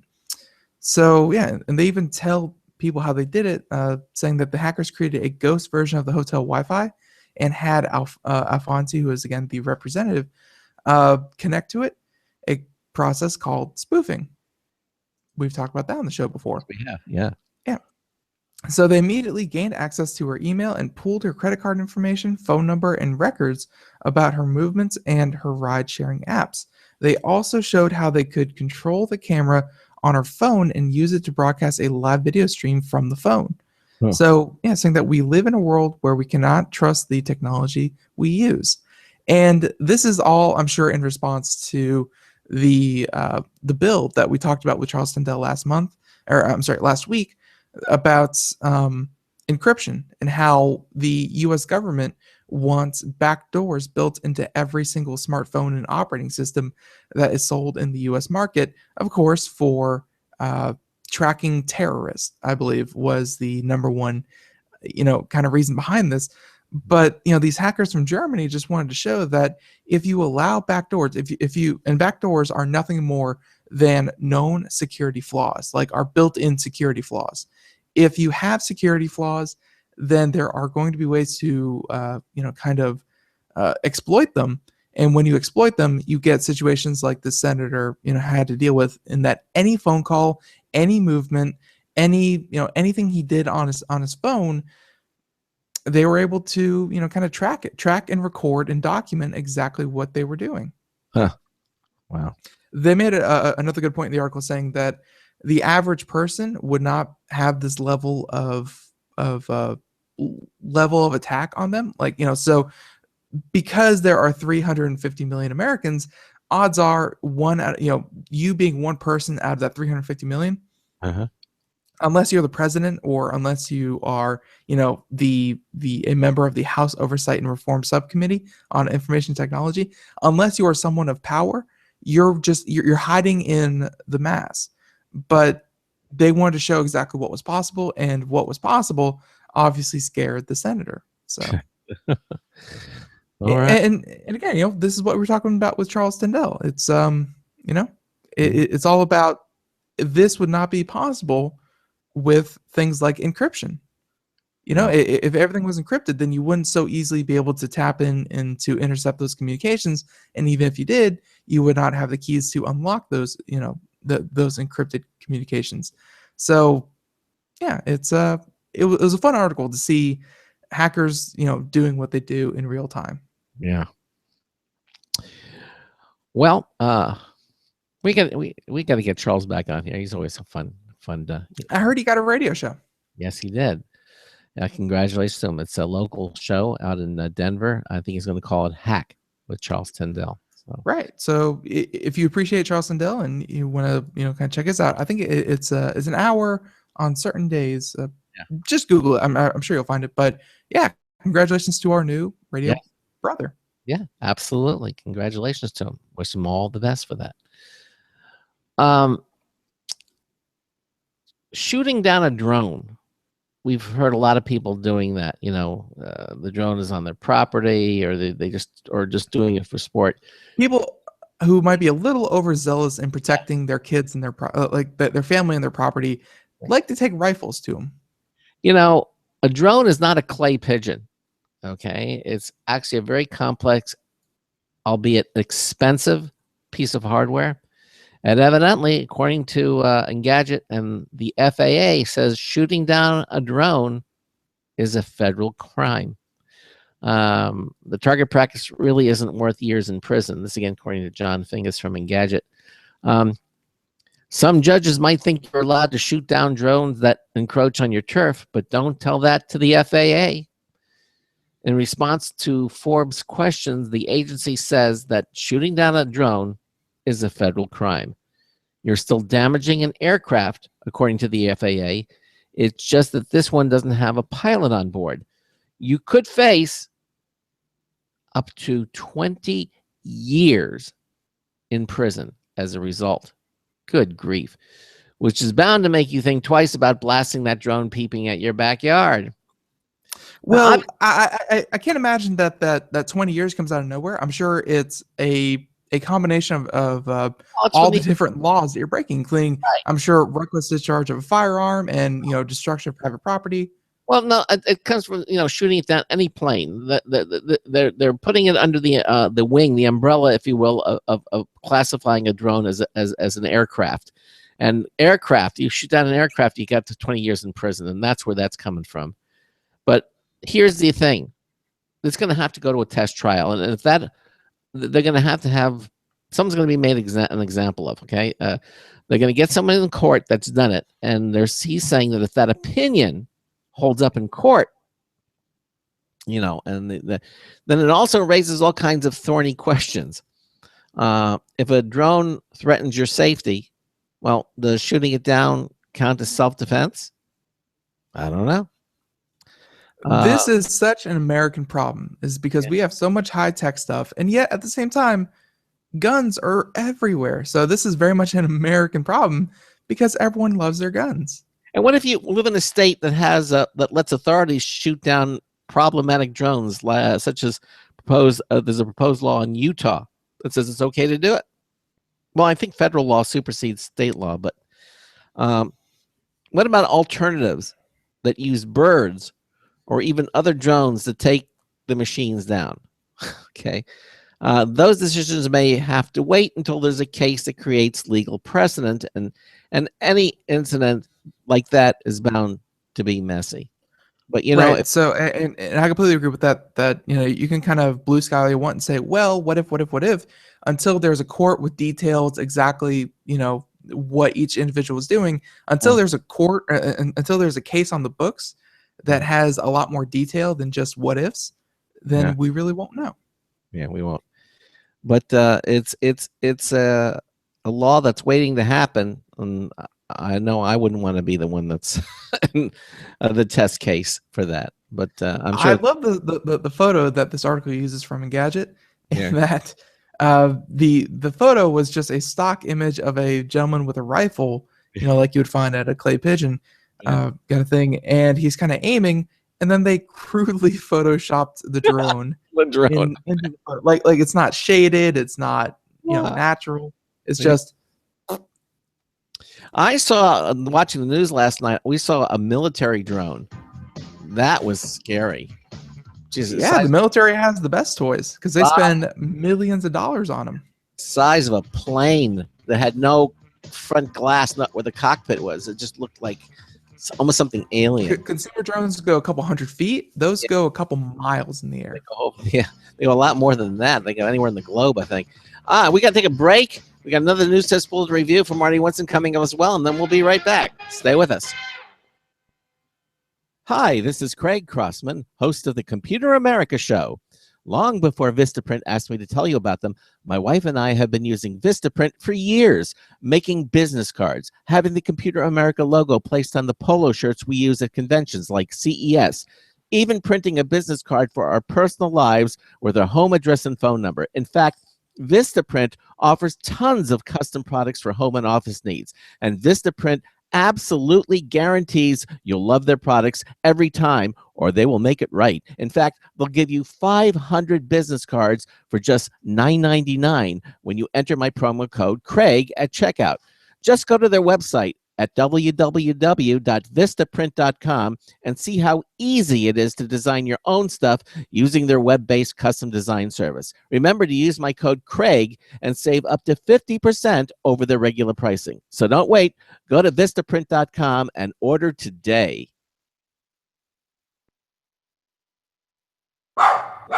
Looking for a best friend? Brother Wolf Animal Rescue has your best friend waiting just for you. The mission of Brother Wolf Animal Rescue is to help build a sustainable, no-kill community where no dogs or cats are ever killed for population control, where true euthanasia is reserved only for animals who are irremediably suffering or for animals who are truly a threat to society and with no hope of rehabilitation. Brother Wolf staff and volunteers go door to door, neighborhood by neighborhood, to educate citizens about local resources available for at-risk pets and to help their families connect with those resources. Brother Wolf's community-based approach to no-kill helps keep family pets healthy, happy, and in their homes and out of the local shelter system in the first place. For more information or to make a tax-deductible donation to this wonderful 501c3 organization, visit their website at www.bwar.org. Help to realize Brother Wolf's vision when no animal is euthanized for lack of a home. Who's a good boy?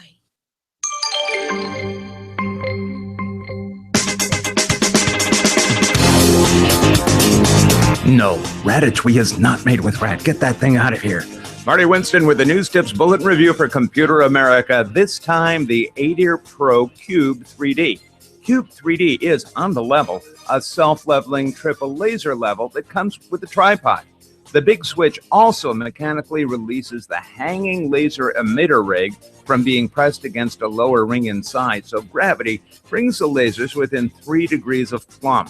Until that happens, the laser lines flash and the little box beeps. A push button on the side selects between crossed lasers, horizontal and vertical lines up front, a single vertical laser line out the side, or both. It's all powered by a trio of AAA cells and comes with separate cases for both the unit and the tripod.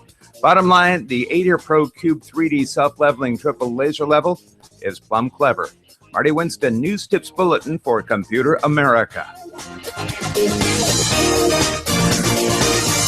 What did you say about Ratatouille? You're muted, man. You're muted. Wow, who knew? Welcome back to the Computer America Show. I could have sworn I unmuted that. But yeah, so yeah, he said Ratatouille. Yeah. And yeah, that is actually a very delicious dish. Yes, Not made with rats. So good No, it's call. not. Good Yeah. call sending that back. So yeah, that was Marty Winston, News Tip Bulletin Review. You'll be hearing that one all week long, as well as the other one in the first hour. Yeah, we're doing computer and technology news brought to you by Slimware Utilities. Mhm. And in the first hour, we had XOTIC PC join us and talking about everything that a boutique vendor of computers can do for you, and how to get the most out of a gaming PC. Very It was good. a very, very fascinating interview, and we definitely recommend you go back out and check it. Absolutely. Right. So we are now moving on after we just did the story about the FAA making it a federal crime to shoot down drones all willy-nilly. And luckily, there has not been a court case yet that has had that we know of. Eventually it will, and they're kind of just trying to get out ahead of it. But until there's an actual court case, we won't know how all that kind of stuff shakes out. Yep. But here's a different one, and this one is just as entertaining. And this is, if there was a court case ever between meteorologists and technology firms, this would be it. So, AccuWeather, they're pretty popular. They're I know them from a desktop widget that I used to have. Yeah. But yeah, they are widget, app, service, website that tells you, what the weather's going to be, because people love to know what the weather's going to be, 2-3 days out ahead of themselves, just to know, how to plan events. And this is from Ars Technica, and AccuWeather will be issuing, get this, folks, 90-day forecasts. Wow. And meteorologists are not amused. Yeah. Good grief. I mean, tough enough. 10-day and 5-day. 10-day, 5-day. 6 hour. Just seriously, 6 hour. iPhone still can't get it right. I'm sorry, but brought to you by the Weather Channel, they can't get 6 hours right. Yeah. So now they're offering 90-day from AccuWeather, which I think is kind of like horoscopes, where I think it's going to be in the ballpark of what you expect, and you're not really going to call them on it. Like horoscope is like, today is your day, and and you're gonna have many great choices, and those choices are going to affect you into the future. It's like, thank you, horoscope. That's just what I needed to hear today. But I think it's gonna be something similar to that. Whereas this will be a 90-day projection of just what is possible, and obviously they're going to be basing these numbers off of off of what has happened in the past, like in the past couple of years for that day. They're going to, be judging it on weather patterns that they supposedly can predict at 90 days, because, those warm and cool fronts obviously affect whether or not you have rain or sunshine, clouds, cloud cover, wind speed, whatnot. But yeah, this is, this coming from meteorologists, though, they're saying that beyond 10 days, there is little predictive skill. This is largely due to the butterfly effect, in which only a very small change in initial conditions will have huge changes after about 10 days. Saying, however, in August 2013, this basic mathematical principle didn't prevent AccuWeather from beginning to issue 45-day weather forecasts. But of course, according to an analyst by the Capital Weather Gang, which is a widely respected site for forecast conditions, saying that these 45-day forecasts showed no skill after about 10 days. AccuWeather is a for-profit company that, and they have every right to pass off less than accurate forecasts as they wish, but the public deserves to know that 45-day forecasts are not rooted in any science currently available to meteorologists and have not demonstrated value. So, yeah, I praise AccuWeather. They were called on their they were called on their crap, and instead of saying you're right, we're with everyone else. We can only look at the same information and really can't discern anything beyond 10 days. Instead of backing off, they doubled down and said 90 days. Forget your 45 days. We can predict 90 days in the future. I say good on AccuWeather. Yeah. That takes guts. Yeah, stupidity. I think too. It's not gonna happen. So there's that, and of course, criticism of that legislation or the 45-day forecast hasn't stopped AccuWeather. It is now embarked upon its latest innovation, again, the 90-day weather forecast. In a recent interview with NPR, they said that the founder and president defended the practice, saying, if we didn't have these statistics to show that the forecast, and here's the measure of what the value is, it's going to be more accurate statistically than you can come up with by using past normal and whatever climatology that you have, and it does. So what he's saying is it's better than guessing. He used darts. Exactly. Right. Yeah. Well, yeah. And what he's saying is better than guessing, which again I think goes back to he's probably looking at in past years on June 10th it was between this degree and this degree, and it was 60% chance it was rain, 40% chance it was sun. Like they probably are using information, but whether or not it has any relevance to the actual weather it's going to be in 90 days has not shown any evidence. The weather is too chaotic. You cannot you can't have that much of a lead on it. There are certain things that you can predict by weather patterns and wind patterns and stuff, but 90 days, the scope of every other than the seasons. And even then, that's getting and even then, winter runs into spring, and spring runs into winter. They were in spring, and they were having snow out in Denver. Well, and of course that's the thing. Like that is one of the main applications for supercomputers that we talk about here on the show so much. China has a new supercomputer, America has a new supercomputer, Germany has a new supercomputer. All this processing power that we talk about. One of the most intensive uses of these graphic cards, like the Titan X, or all these processors, one of the most intensive uses that they are currently being used for is to predict weather. Yeah. And they are only accurate to about 10 days. I mean, don't get me wrong. Weather modeling before could get you 3 days at best. Mm-hmm. And now we're up to somewhere around 10, and you can get some level of accuracy. As computers get better and better, I'm sure that 10 days is going to be pushed to 14 days, to a month. But you see, there's a point of it gets worse. It's like geometric, because the introduction of random elements that cannot be predicted by mathematical models are everything can be predicted. And are being introduced. And when you get that far out, there's just too many. It just becomes. Like when you say it will never happen and there's too many and it's impossible, that's when you get into trouble, because there will definitely be a time when supercomputers are powerful enough to even kind of say, well, if this did this, then that leaves a possibility for this to happen, and this and this. There are definitely ways to measure everything. It's not magic. Weather isn't magic. It's obviously based in science. Chaotic.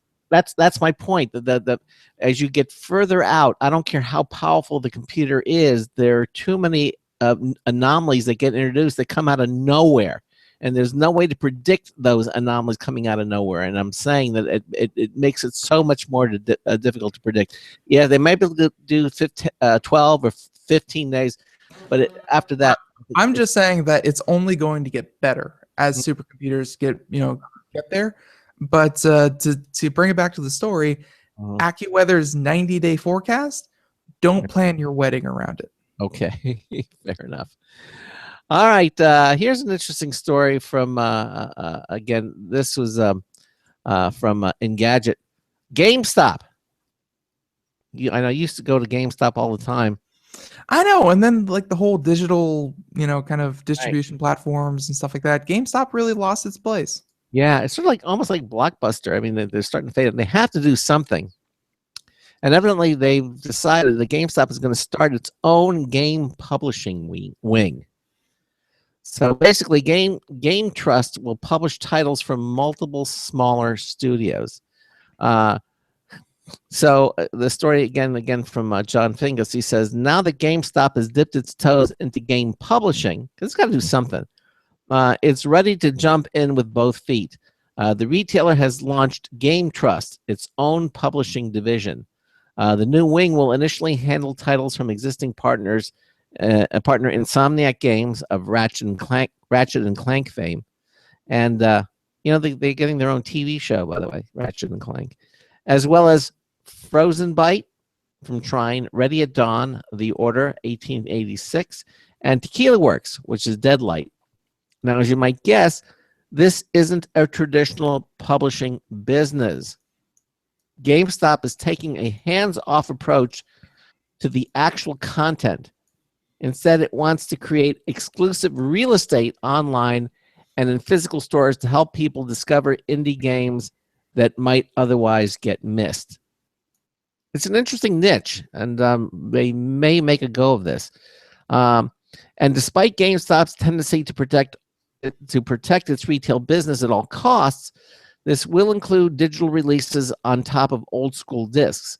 It's not clear which distribution platform Game Trust will reach, but it will produce games for both consoles and PCs, including in VR when relevant. Now, this move isn't exactly a shocker. GameStop sales continue to drop as the industry moves toward digital releases. Let's face it. And it knows it can't rely on physical game sales forever. It can't.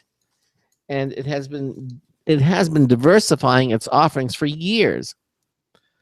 Becoming a game publisher not only gives GameStop something unique to offer at retail, let's face it, it needs it, but it helps its bottom line even if players are happy with downloading games at home. They're trying to not go the way of Blockbuster. Remember what happened to them?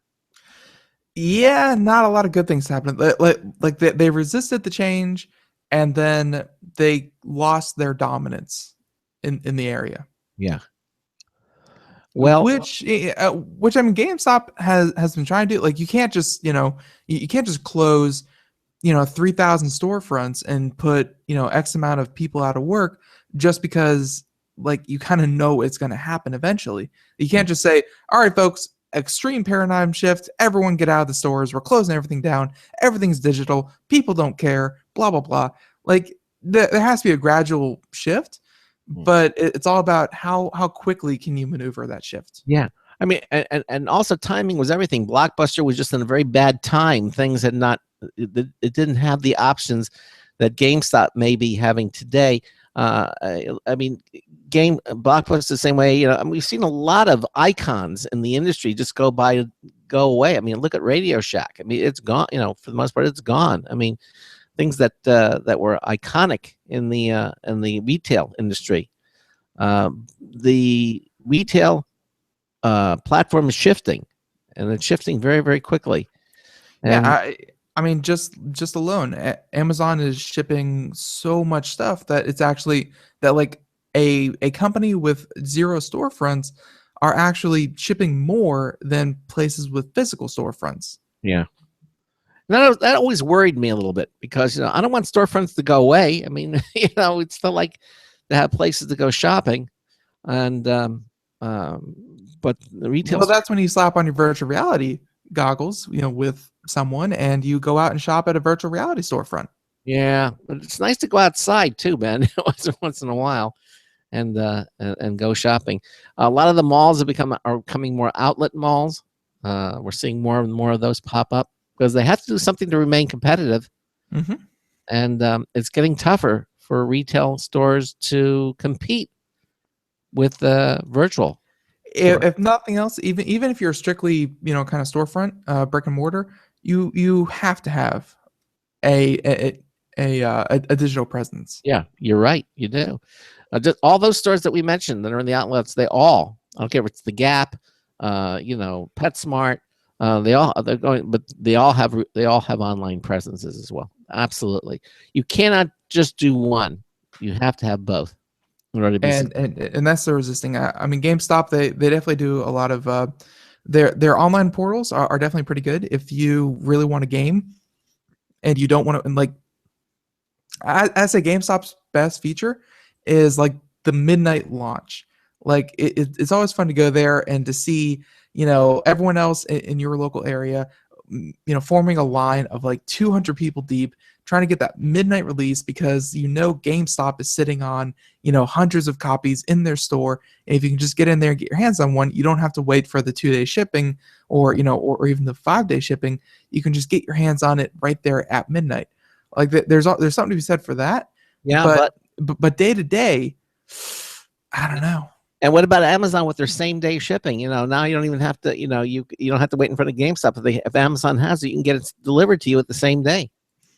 Yeah, it's you can definitely see the shift, but you can definitely see where GameStop is coming from. Like they can't just, even though I'm sure analysts have showed them time and time again that video game storefronts probably aren't the way to go. Mm-hmm. They have to at least kind of make the shift gradual. They can't, they can't be that nimble. Well, and again, they were already here. I mean, it's not like they're not like a new company. We're going to open up a new store. They've been around for a long. Very established. Yeah, very established. You're not going to see new video game stores open up. This is already for the established ones, and they have to do something else. You won't see any new ones appearing. I can bet your Bippy on that. All right, so GameStop obviously going to stick around. They're trying new things, and definitely happy to see that they're throwing a bone to indie developers because more and more channels that indie developers can get their games out on, I think the happier that kind of area will be. So GameStop still around, trying something new with publishing games. Yep. Interesting. Mm-hmm. All right, so next story. Let us do, I like this one, kind of a game feeling today. It's not really Gamer Tuesday, but, kind of have a game thing going on, and I like it. So we're going to move on to this one from Ars Technica, and this one is always fun because it puts a lot of people at odds, saying that, okay, so this one from Ars Technica, Kyle Orland, and Division players could be punished for using in-game glitch. Punished? Really? Yeah, where Ubisoft struggling with reportedly widespread use of hacking and exploits. Yeah.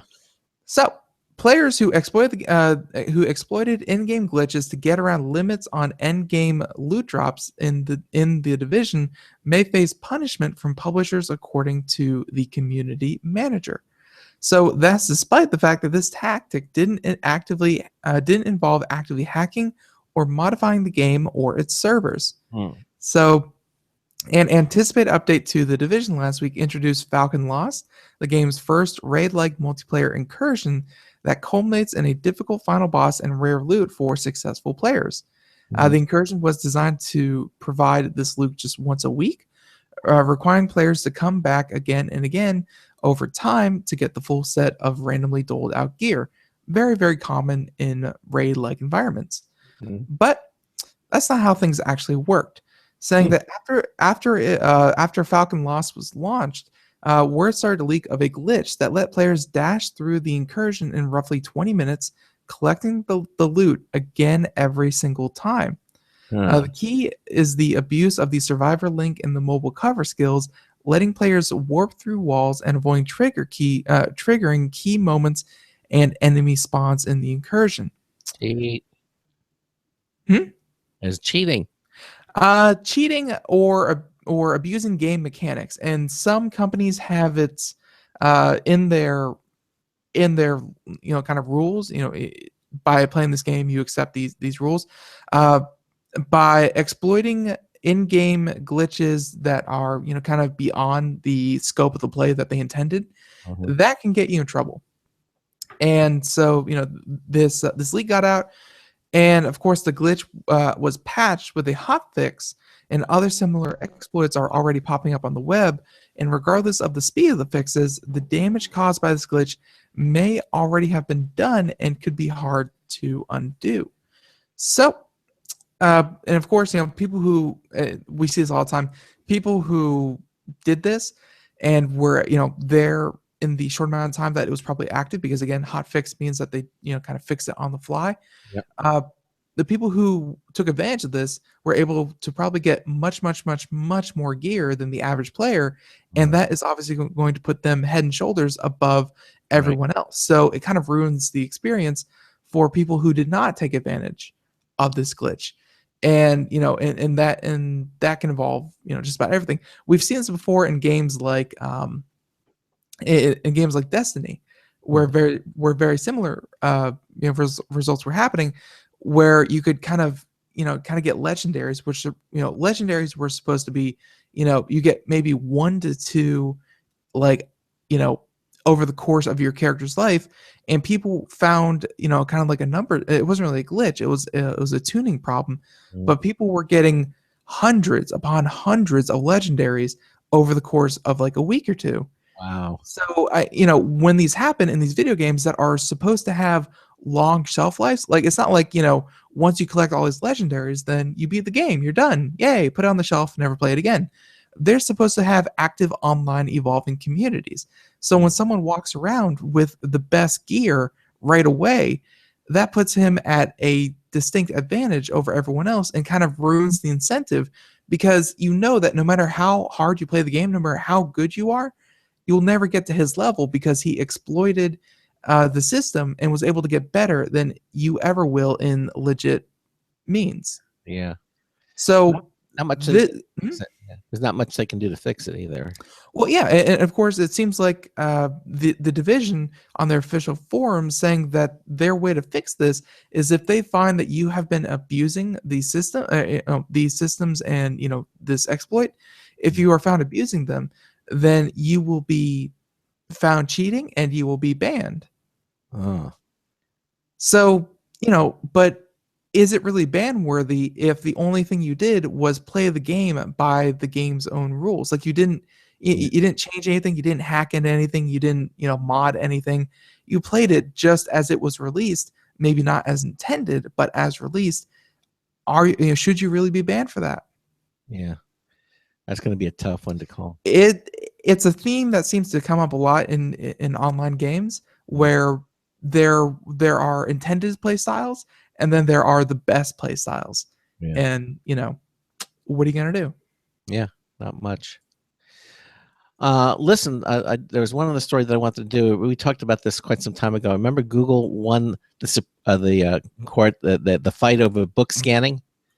Basically, yep. they were scanning all these Google books. wanted to digitize every piece of literature in the world, and book publishers were like, we don't like that. Right, the guild was really unhappy about the Authors Guild. Well, evidently, after many years, Google's effort to scan out print books for online searching is officially in the clear. The U.S. Supreme Court has declined to hear an appeal over Google's victory in a legal dispute with the Authors Guild, effectively determining once and for all that the book scanning, which focused on excerpts, represents fair use rights. The Guild had contended that Google's move violated copyright and potentially hurt profits, and would have had the internet giant pay damages, but evidently that isn't going to happen. Obviously, the Guild isn't happy about it. It calls this a colossal loss and insists that the appeals court was blinded by Google's attempt to portray itself as rescuing lost books for the public good. The statements are a bit melodramatic. Many of these titles are unlikely to return to print before they reach the public domain, but they do point out that the concerns over digitizing books aren't quite over, although Google appears to have walked a fine line The worry is that other outfits might not be quite so scrupulous. But basically, So yeah, at the end of the day, Google wanted the fact that you could not only find any book online, but they also wanted a copy so that, let's say you were looking for a particular passage, a particular quote, or anything like that, you could use Google and it would pop up the book, and not just the book author and all in the title and everything like that, but it would also pop up the entire text if you purchased it through some kind of online means. So, Google, they were probably being very melodramatic and that we're saving culture, but at the same time, digitizing physical media is very, very popular, and I think as many of us who use the internet, it's very, very much appreciated because, even though I probably wouldn't read novels online, I like the fact that the information is at least available. Yeah, exactly. Listen, we didn't get to some of the other stories like YouTube introducing a live 360-degree video streaming, but we'll try to get to that tomorrow if we can. There's some really good stories. Again, I want to thank our guest from XOTIC PC, Josh Triplett, the Chief Operating Officer for XOTIC PC, for being here with us. Again, thanks to him. Coming up tomorrow in the first hour, we're going to, we were kidding about you moving to Nebraska. How'd you like to move to Auckland, New Zealand? Because evidently in Auckland, they need video game designers. And evidently, we talked with Aetherlight, who was part of Scarlet City, I want to say. Yeah, exactly. And they are in the same neighborhood and have the same problems. Yeah, exactly. So 90 seconds. If you're interested in doing games and game development and you want to travel, boy, do we have a deal for you. How about Auckland, New Zealand? And we're going to have Stephen Knightley, who is New Zealand's Game Developers Association chairperson, is going to be on with us the first hour. And then the second hour, we'll have computer and technology news, that, of course, being brought to you by Slimware Utilities, the official optimization software of Computer America. Boy, the time flew quickly. Yeah, that was a short show. I can't. Yeah. Are you sure that was 2 hours? Yeah, it was 2 hours. It zipped on by. Hey, again, thanks to all of you for being here. Don't forget, again, go to computeramerica.com and get your entry in for that Logitech M535 Bluetooth wireless mouse. We're going to be giving it away on Friday, and get your entry in now. You have time. It's so simple to do. Why won't you do it? You should do it. And again, thanks to all of you for being here with us at Computer America. And Ben and I look forward to seeing you, same place, same time, same station. So until tomorrow afternoon, this is Craig Crossman, hoping that your hard disk never becomes floppy. We'll see you tomorrow. Have a good one, everyone. New Zealand. Oh, my gosh. 10 seconds.